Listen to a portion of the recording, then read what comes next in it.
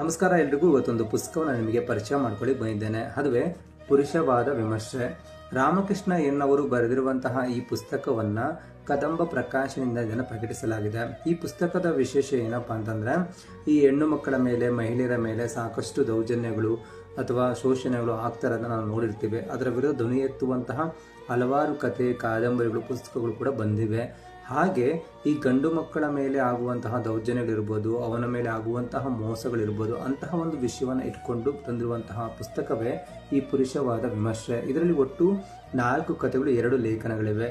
ಈ 4 ಕಥೆಗಳಲ್ಲೂ ಕೂಡ ಹೇಗೆಲ್ಲ ಗಂಡು ಮಕ್ಕಳ ಮೇಲೆ ಅಥವಾ ಪುರುಷರ ಮೇಲೆ ಆಗುವಂತಹ ಮೋಸಗಳು ಮತ್ತು ದೌರ್ಜನ್ಯಗಳ ವಿರುದ್ಧ ಇರುವಂತಹ ಕಥೆಗಳಾಗಿವೆ. ಅದಾದ ನಂತರ 2 ಲೇಖನದಲ್ಲಿ ಈ ಪುರುಷವಾದ ವಿಮರ್ಶೆಯನ್ನು ಲೇಖಕರು ಮಂಡಿಸಿದ್ದಾರೆ.